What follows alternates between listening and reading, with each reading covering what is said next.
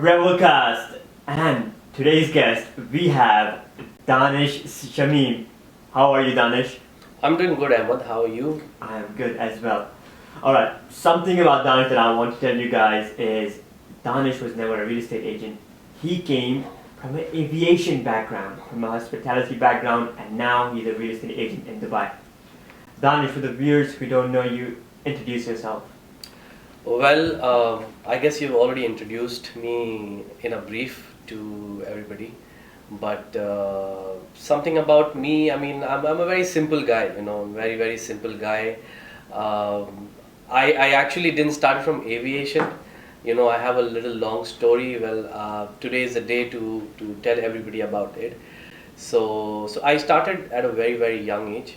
I had a very good enthusiasm of working. I wanted to earn money as soon as possible, and I saw a lot of things at a very early age. So I actually started working when I was 16. Wow. When I was 16, and my first job was I was teaching tuitions. I was given, at the age of 16? Yes. And what subjects were those? Everything, like not something at a very higher grade, but these two kids, they still know me. They're my Facebook friends. Okay. These two brothers, okay, they were twins, and I used to teach them all subjects. They were in class 2, so everything, and I used to get 1,500 rupees for both of them. At the age of 16? 16, yeah. That's not bad, to be very honest. Yes, so my routine was I used to go to school. I was in class 12 that time. I used to go to school. I used to come back at like say 2 p.m. Just take my lunch and have a quick nap, and then I used to start at 4. And then when I started earning 1,500 rupees, and I used to give half of the thing to my mom and keep the rest with me for my pocket money. And I stopped taking money, by the way, when I was 16. I never asked. That's the time, and today is the day.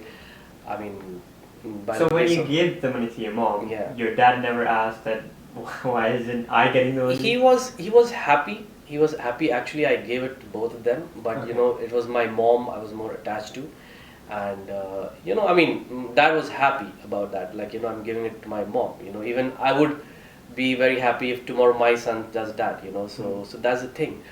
So yeah, coming back to what I did. So when I started earning, I was like, I have to do something else, man. So I somehow found there is a lot of shows going on. Like reality show was in town those days. There was India's Got Talent, there was Indian Idol, there was Stunt Mania. These shows was coming in Calcutta, and so a friend of mine, his elder brother was into event organization. So he used to give us assignments of 3 days. So I used to work backstage and just take those numbers you must be seeing in the reality shows. They have a number over here. Okay. So I had that job of backstage boy, and I used to get like 500 rupees a day. Okay. And that point of time.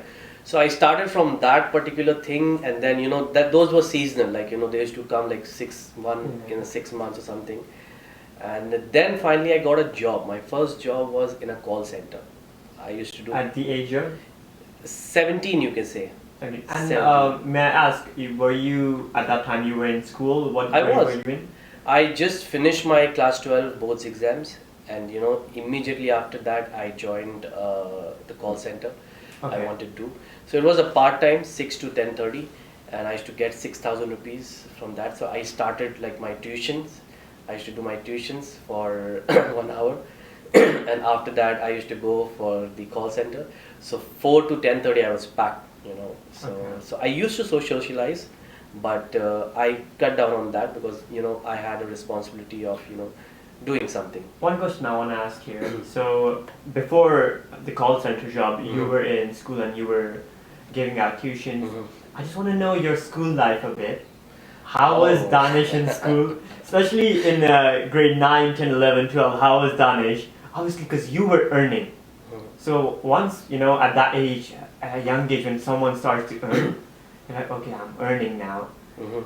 In school, they might tell their parents, oh, I'm earning this much. Were you that type of a student, or what type of a student were you in school? So, so in one word, if I have to tell something about myself from, let's say, the period of class 9 to class 12, I was a brat. I was a brat, a spoiled brat, and you know, you can use whatever words comes to your mind, but it was a fun life. You know, my dad was doing well. I used to get good pocket money, and you know, I was one of those backbenchers in every class, and doing the mischievous things. I can't say what mischievous things, but you know, At least one. Come on, give No, one I mean- exclusive for the podcast. no, I mean, once I got a bomb, like you have these firecrackers, you know, Yeah. firecrackers. So once I got that when I was in class 10, and it was the last day of after boards. You know, everybody has boards, and once you're finished, you have a farewell day. You know, Yeah. so we all wanted to do something crazy. You know, like that time. You know what we are I up to. completely understand. And you know, absolutely not in our senses, and you know, don't think from our brain. So I got these firecrackers, or I can say those bombs, like you know, which you can just burn. So yeah, I had I had a bang in the school, and they In still front of the teachers. yes, and not in front of the teachers, but you know, we had a small ground in the Okay. school, and my classroom was at the fourth floor. So I just lit something and threw it at the basketball court, you know, and the whole school was like, you know, it's a funny incident, you know. But I mean, and people watching right now, they can relate, my friends and everybody. But one Yeah. question I want to ask here is that you mentioned that you were a brat in Yeah. school. So how did that brat kid, I'm literally tearing up right now, Mhm. just hearing your story. Mhm. How did that brat kid was mature enough to decide, all right, now I want to go do a job and work at a call center? So I saw my dad struggling at a very early age. You know, he had a good business, and I saw his business going down, and you know, I realized the importance of money at a very early stage, and you know, I knew it that you know, if you want to succeed and you know, stay at top of everything in life, you need to earn. You know, you need to earn, and I won't say money is everything, but you know, let's be practical. You know, you need money for survival. You know, to pay your bills, end of the day, you need that money. So I got that realization at a very early stage, and that's what you know, it kicked me in, and yeah, I started. Okay, talking about money and talking about how important it is, I have a question. And this question is everywhere in the world, Yeah. but I want to know your view. Mhm. Can money buy happiness?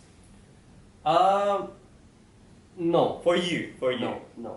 Money can't buy happiness. You know, I know a lot of people who are very, very rich. They have everything. Very close friends of mine. You know, but happiness is something which money can't buy. No, money can Rent it. up to a certain extent.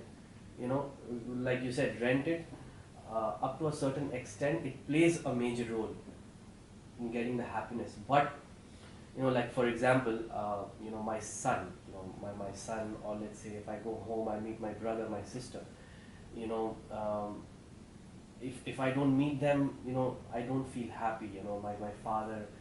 But money is not something which brings happiness. It fulfills your need, you know. Or maybe let's say for a time, if I want to have a meal at a very good restaurant, or let's say, yeah, like my brother and my father, they're in Calcutta back home, you know, to meet them, to get that happiness. I need to They're watching spend- this, right? Do you want to say I- something? Yeah, I love you all. And you know, I need to fly down to Calcutta. I need to spend money for that, you know, so I need money for that. So it's a need. But my happiness will be meeting them. So yeah, it goes hand in hand, you know.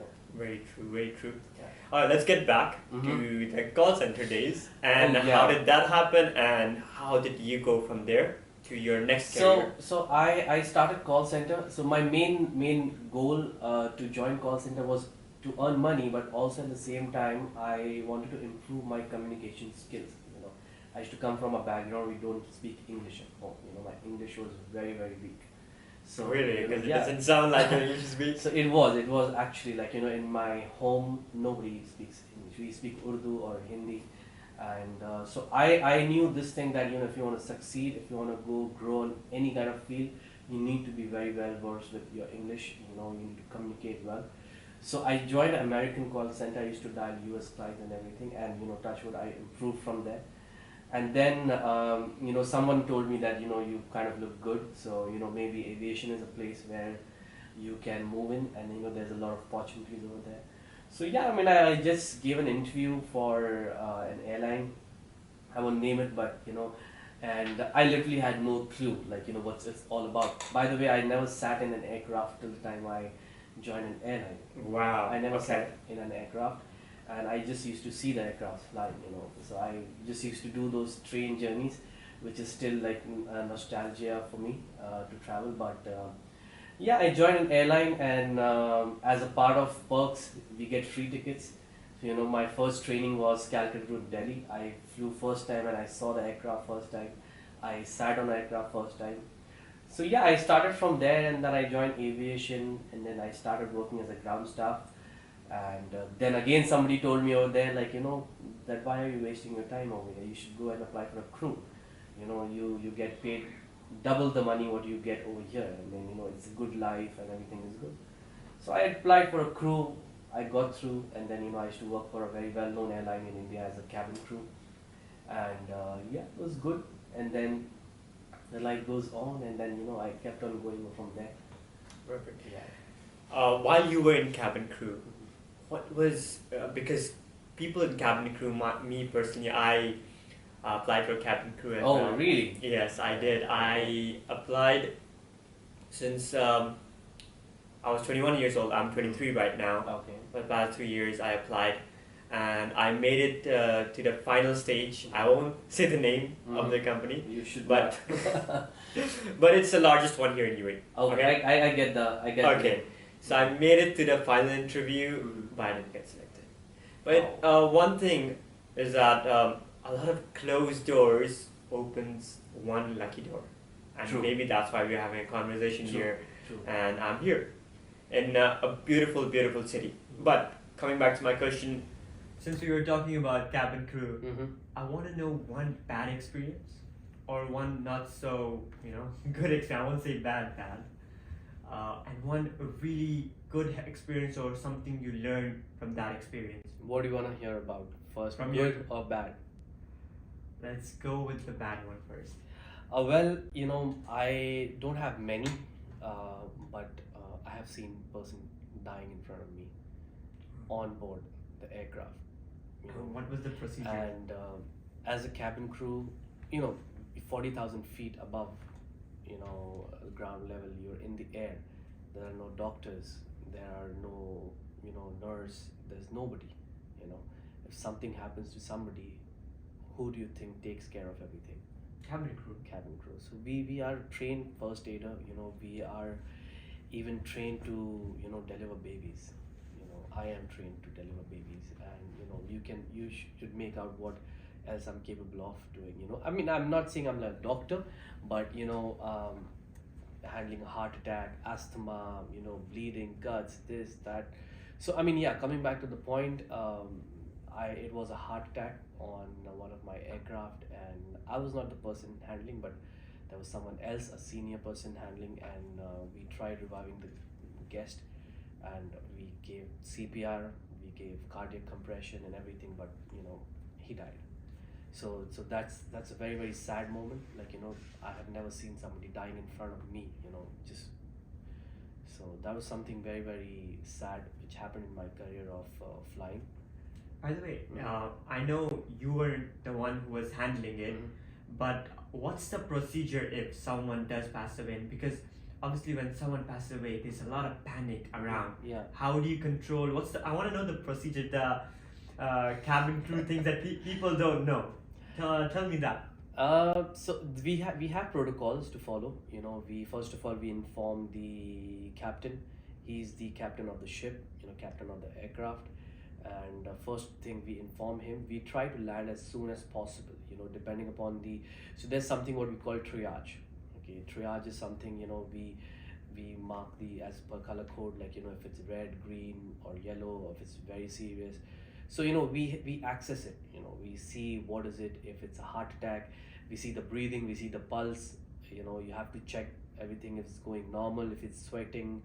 So there are so many parameters we have to check. We do it like a 90-second check, and we take our decision whether it's a serious matter or if it's under control.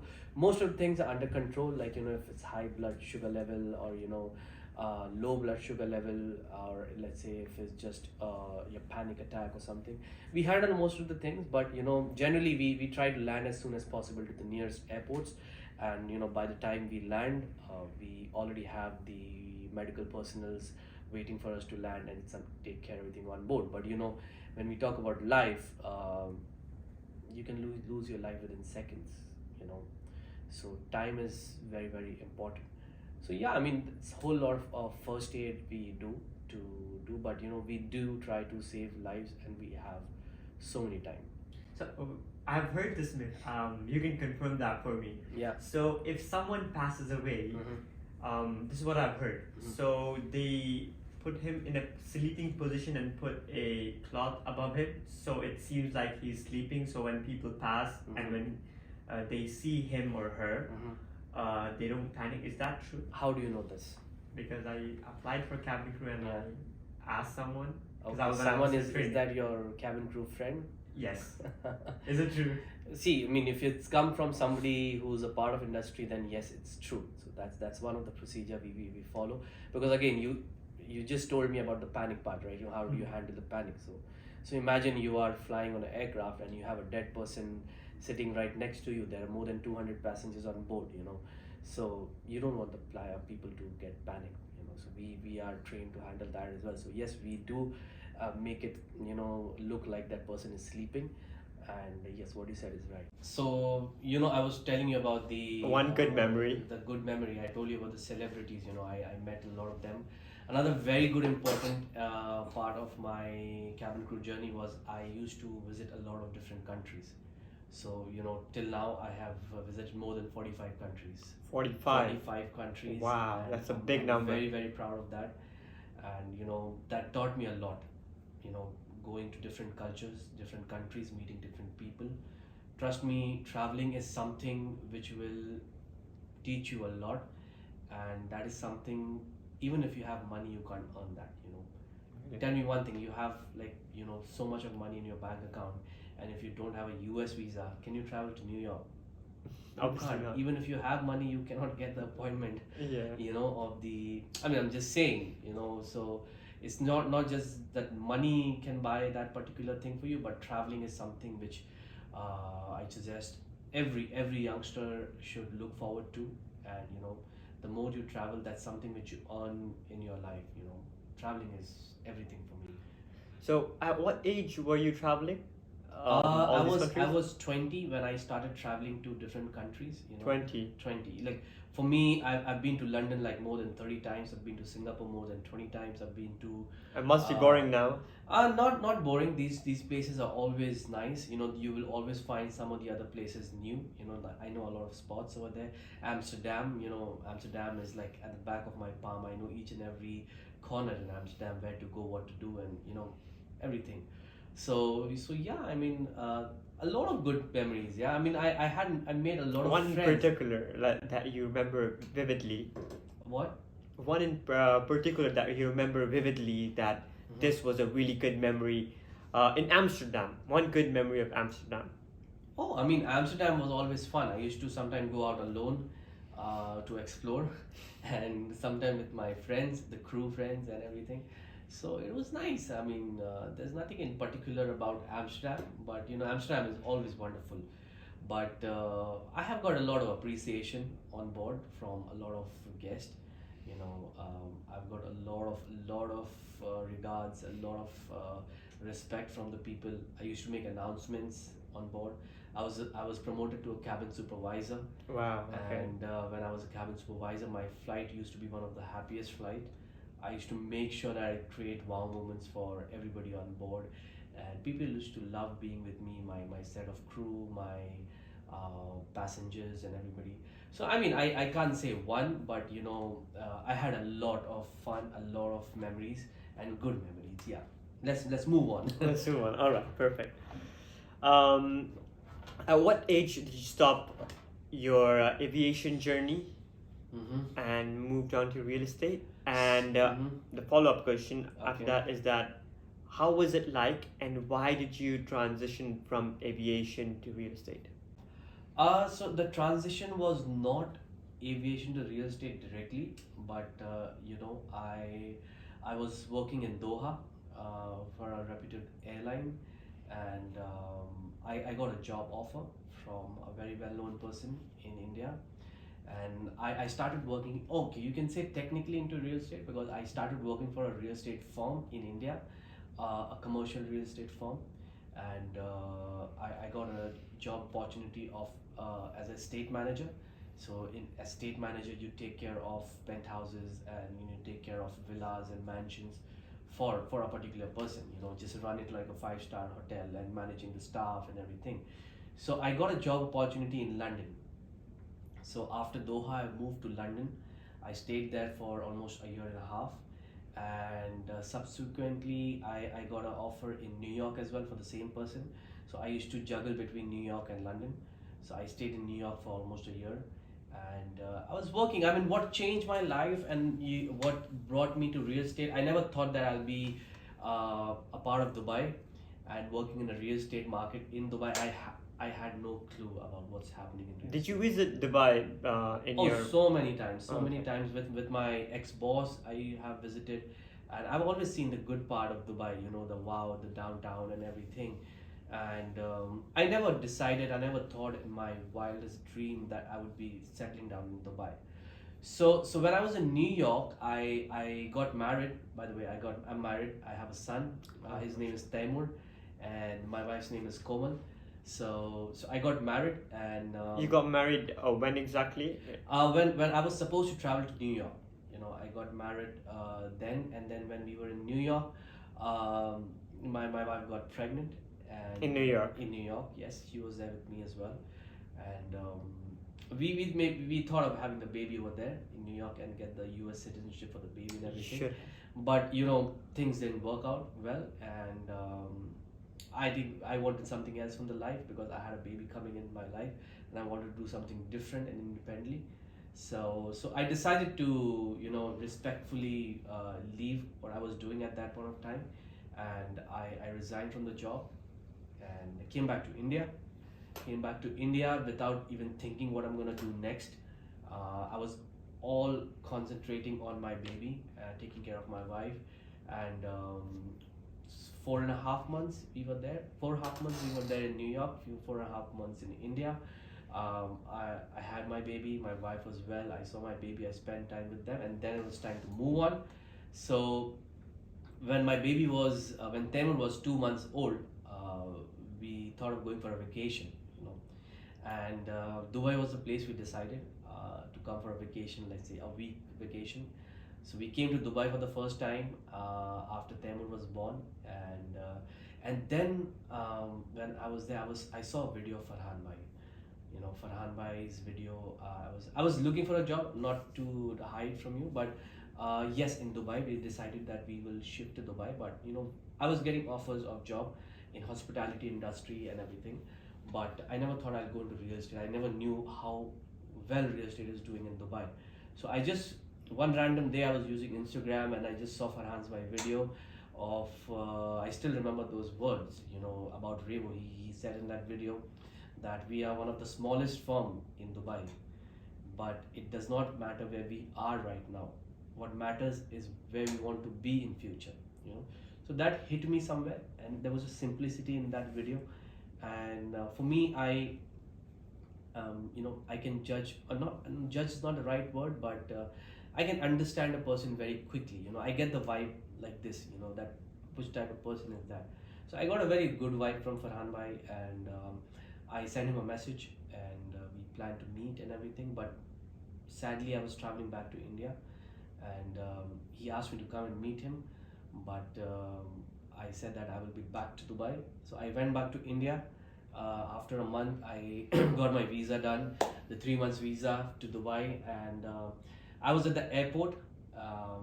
from Delhi, boarding a flight to Dubai, and I sent him a message that, you know, I am in Dubai. I was not in Dubai. I was in Delhi airport. So wait, you started real estate with a lie? Yeah.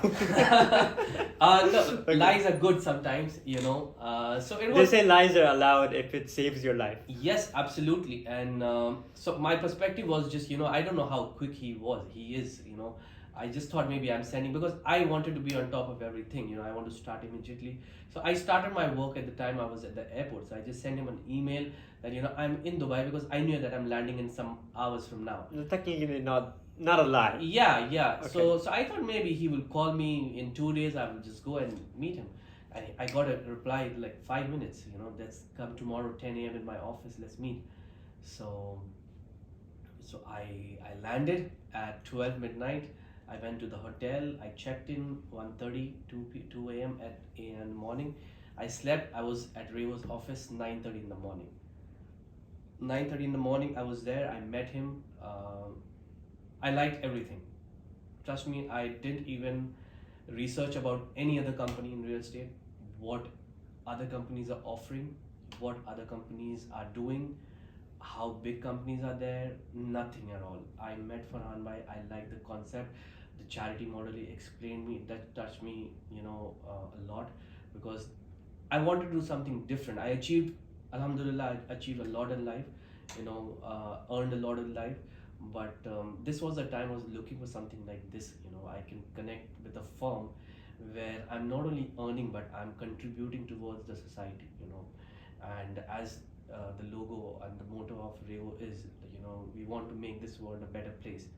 So that is something I really connected with, the vision of him connecting to different part of the world by doing charity. And I just said, let's start, you know. So he wanted to do istikhara and everything, but I said, yes, I do respect that, but, you know, I don't want to waste time. Let's start. Okay. So I was the 5th employee of Revo, and I joined the same day. I met him, and yeah, rest, you know, how is it going, and that's how I came into real estate. Wow, that was an amazing story. Yeah. What about Taimur though? How old is he now? Taimur is 1 year old. Alhamdulillah, he's Wow, just turned congratulations. one on 1st of Jan, and he's really special to me. He brought a lot of changes to my life. You know, again, I came into real estate right after he was born. You know, and Alhamdulillah, I'm doing good right now. Getting a lot of love on social media and from you guys as well. And he's just, I can't describe him in words. You know, he's just a piece of my heart. You know, I always feel him. I always want to go home as soon as possible to meet him. Uh-huh. I don't want to leave home in the morning when he is up. You know, he gets up with me, he gets ready with me. When I'm brushing, I brush his teeth, I brush my teeth as well. And I get ready, he's in my arm and I'm getting ready, I'm doing my hair, I do his hair. So there's a lot of connection. He's just 1 year, he's growing. One and, thing about people who are born in 1st of Jan, they say everyone, the billionaires. whole world, they're billionaires, plus Yes. the whole world celebrates their birthday. They Because of the do, they New do. Year's, I right? saw this one on 1st of Jan. We were, I had a small get together. I think you were there, Ahmad. Yeah, I was. We booked a yacht for his birthday. I wanted to make it special, but you know, he was not feeling well. But we did manage to do something for him. It was his But first yeah, birthday, but he's gonna remember this. He is gonna. And he's gonna remember this podcast as well. Absolutely.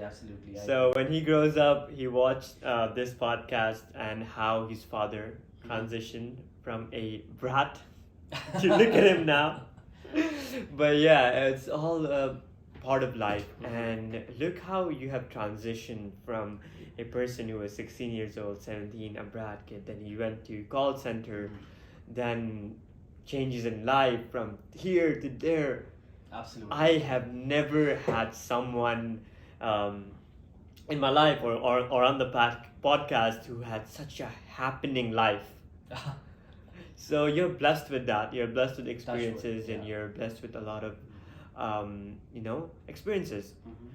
We have talked about the past. We have talked about somewhat of the present as well. Let's talk about the future. Mhm. I want to know, first of all, since you have been in real estate, I want to know a person who's coming into real estate, what should he know? And if he wants to be a real estate agent, Mhm. since you were new to real estate as well, what should he do and what should he know about Dubai real estate in specific? See, if everybody who's listening to this podcast, I want to keep one thing very, very simple.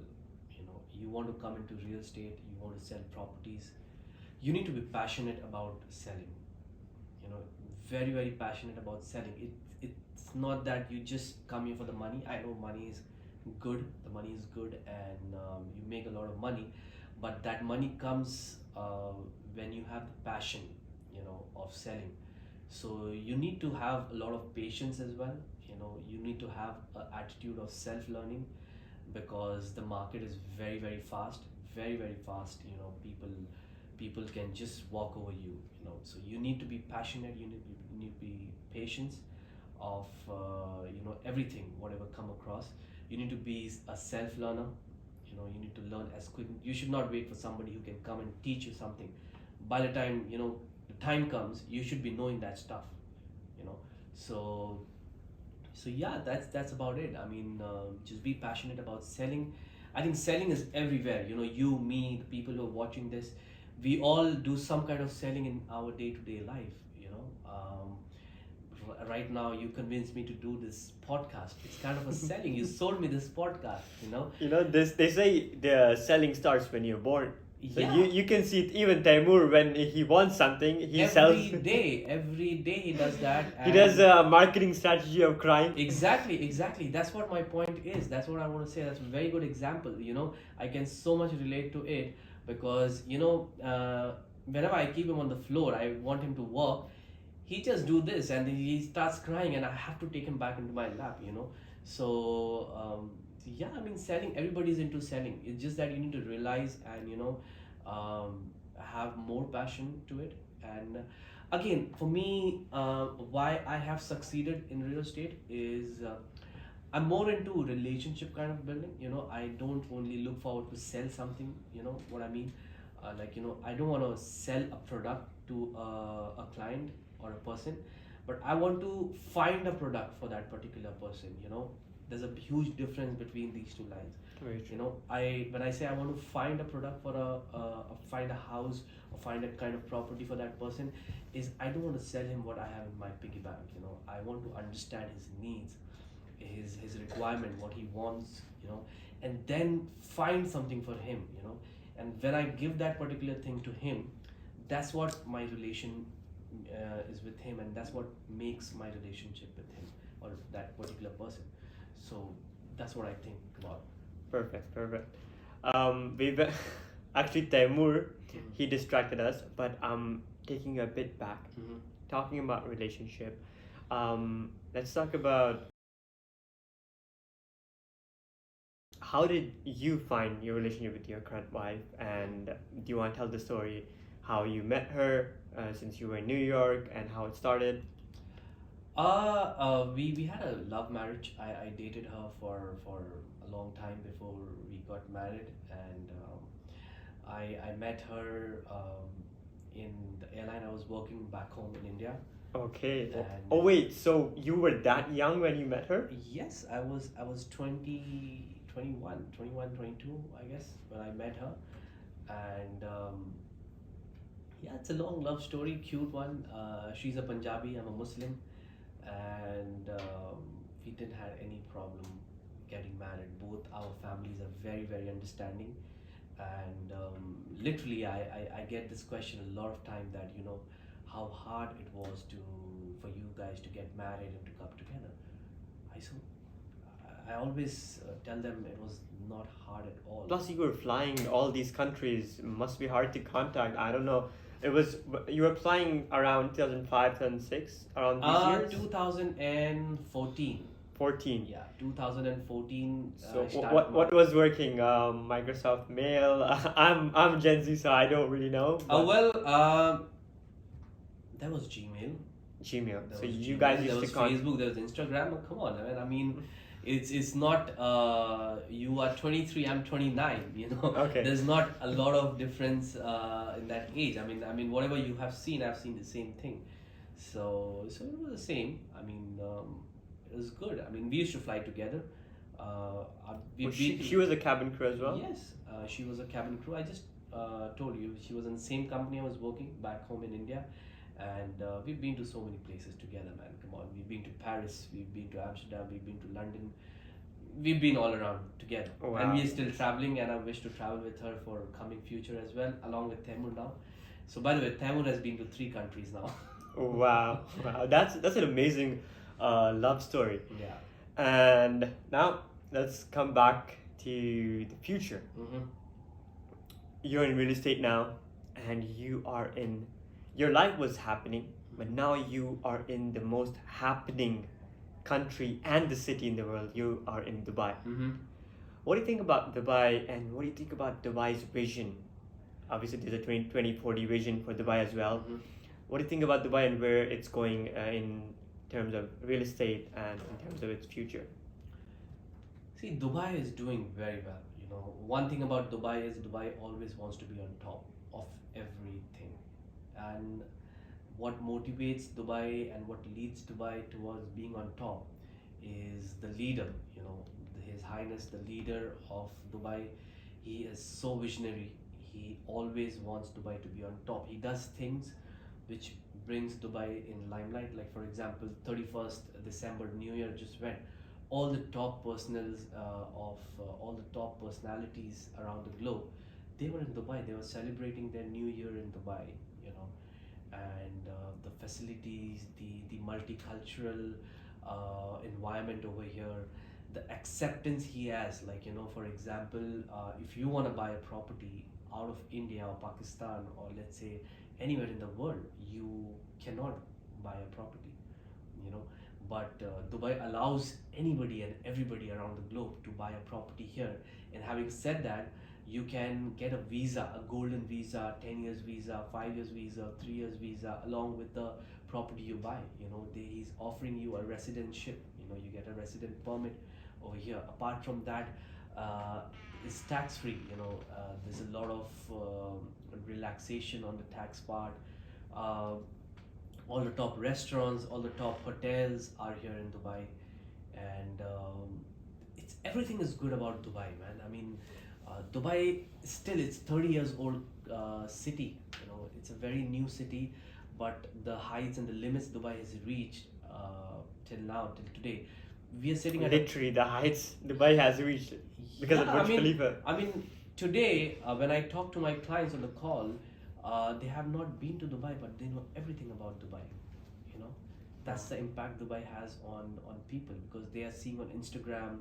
You know, Andrew Tate was here in Dubai, and you know he loves Dubai, and you know how huge his fan following is. He literally showcased each and every part of Dubai in his videos. You know, so people know Dubai by now, and it's a 30 years. Why do you think people move here to Dubai? Like, what's so special about Dubai? Opportunities, man. I mean, it's a land of opportunities. You have a lot of opportunities. Disregards of what industry you belong to, Dubai has an opportunity for you, and It's tax free as well. it is. That's a very important part. You know, tax free. When I say, yeah, the salaries are tax free, but you pay some kinds of taxes here and there. But it's nothing compared to USA and UK. Let's be Exactly, honest. exactly. So that's the part about the tax. But not only tax, man. Come on. I mean, it's a life you have over here. You know, you earn good, you spend good, you have a good standard of living here in Dubai. And as I told you about the job opportunities, you know, everybody is a working person over here. Everybody has a job. You will not see anybody without a job over here. You know, you come to Dubai, you spend some time, you get a job over here. So I like about that part about Dubai. Yeah. What do you tell to the viewers who are watching right now? Mm-hmm. Like, in the coming future, no matter where they are, do you think they should have at least one property in Dubai? See, that is for sure. That is for sure, because till now, if you see, the property prices in Dubai are very underrated. You know, Dubai. You tell me? Do you think Dubai is anywhere behind or lesser than New York or London or Paris? No, definitely not. No, It's- these are one of the top places. Let's say Canada in that term. You know, the prices of property here in Dubai is way too low as compared to these places which I just told you. You know, so the chances of the property prices going higher is way too much. we're already on a hike right now, and there's still a lot of potential of the property prices to go high. Having said that, we have a lot of land here in Dubai. We are sitting at a population of 3.6 million. When I say this today, by 2040, as you told about the vision, by 2040, the leader, the ruler of Dubai, he has a vision of making the population more than double. He wants to cross the population of 7 million and above. Wow. So you tell me the number of job opportunities, the number of houses. Everybody who comes in Dubai needs a place to stay, to rent it out, right? So you need houses to be built for people to rent and to buy. So it's all a circle, it's a business, it's a cycle, it goes hand in hand. So the real estate market is not going to stop here in Dubai. We at least have a very, very bright future for the next coming year, 10 years at least, I would say. Next 10 years, we have a lot of things to showcase, a lot of things to offer to the audience. So the market is going to go crazy. That's amazing. Moving on. Since you're in real estate, since you have been in the hospitality field, what strategies do you use to convince clients to buy? Or, for example, in cabin crew, you used strategies to keep them calm. Mm-hmm. There's a convincing factor in it. Yeah. Same in real estate as well. You convince people to buy real estate. So obviously that's a skill in itself. Mm-hmm. But what do you personally use, or how do you make the client relate to you? See, selling comes naturally to me. I have never learned a skill, or I never had a past experience of sales. I mean, I don't know. I might be the first person who's into Revo who don't have a sales background. This is my first job. I'm into sales and I'm into selling properties. So sales is something which comes to me naturally. I understand it naturally, and for me, the techniques and what I use is I just try to be natural and just try to be myself.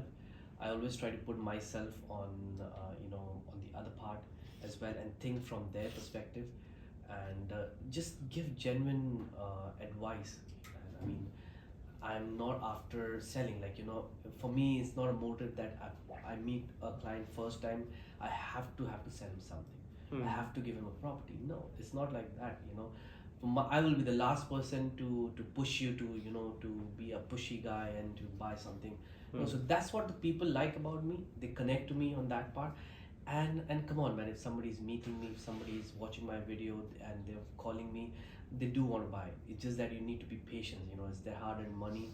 You need to understand that fact and give respect to them, and you'll get the same thing in return. So I am just very natural. I just be myself, and rest. It's another very important thing. Product knowledge. You need to have the product knowledge. I don't know.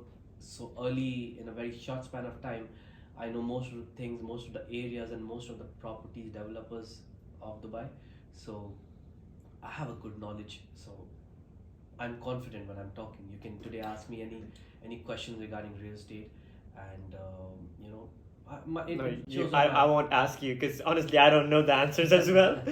So moving forward, you did say that you think from their perspective. Yeah. And let's say you put yourself in their shoes, right? Do you think there's an emotion factor as well? Like if you can relate to them emotionally, you can grab their attention or convince them if you and that person relates emotionally. So true. I mean, that's a very, very important part of selling. You need to make that emotional connect with the person you are talking to, with the client you are meeting. If you have that emotional connect, then trust is a very important factor. When you are selling something, when you are dealing with clients, so that trust cannot just come overnight. You need to build that relationship, you need to build that emotional connect with them, you need to talk to them accordingly, understand their situation. So yeah, emotion plays a very, very big role. If you're able to get that, you're good to go, man. All right. Let's talk about emotions a bit more, and coming to our last segment. Let's not get emotional by talking about emotions. No, this segment you wouldn't have thought about it. I never thought about either of your questions. I mean, it's just whatever you're talking, I'm just being myself and answering those questions. And that's how it should be on RevoCast. Yes. This segment is called the quick fire round question. Okay. in this are you trying to be a Karan Johar? No. Okay. This is RevoCast. Ahmed Nadeem is hosting it. No Karan Johar. Okay, let's do this. So I'll tell you one word, Mm-hmm. and you have to reply the first thing that comes on your mind with one word answer. Okay. All right. Okay. Are you ready? I'm ready. Yes, let's go. Revo. Heart. Temur. My life. That two words. Life. Okay. Let's Okay, go with yeah, that. life. Yeah, that's good. Dubai. Fast. New York. Rich. Your ex-boss. Multi-billionaire. Let's end it on that. Let's end it up multi-billionaire. And before you leave, one advice that you would give to the viewers. If you are willing to join real estate, if you're looking forward to come to Dubai, and as I told you, just be yourself. Be passionate about what you want. It's not only that you want to sell or you want to come in real estate, or let's say even if aviation or anywhere you want to go anywhere in the world, you need to be passionate about the particular thing you're getting into. If you don't have the passion of doing the particular thing you're getting into, trust me, it will some other time it will not go hand in hand with you. So just be passionate about everything in your life. And very, very important thing, as I told you initially in this podcast, traveling. Give that importance to traveling. At least travel 2 places every year, and the amount of experience and the amount of exposure you can get while traveling. Like at Revo, Ahmad, that we prioritize traveling a lot. At least thrice in a year we travel somewhere. We just came from Serbia and Jordan, and we are planning to go to Lebanon next month. So since the time I've joined Revo, it's been like 8 months for me, and I've already been to 3 countries. Really? Yeah. How many countries have you been to in this year? Including Dubai. No, not including Dubai. 3. 3. Yeah. I've actually been to more countries than you. Actually 4. I've still have been in more countries than you this Okay. year. Because I live in international city. I have been to England. I've been to Greece. Okay. Let's end the podcast So here. the people who don't know about International City, Look, there's research a place, it. There's a place in Dubai called International City. These are clusters by Spain, Greece, what else? England, Russia. So you can literally travel to countries in 5 minutes from there. Yes. Yeah. So yeah, I mean, just be enjoy your life, man. I mean, end of the day, you never know what's gonna happen tomorrow. So work hard, enjoy your life, travel a lot. Spend time with your friends, and get in touch with Revo. It was nice meeting you, Danish. It was Have nice a lovely meeting you, day. Ahmad. Thank you very And much. take care of yourself. If you love this, like the video, leave a subscribe and watch us. Have a good night.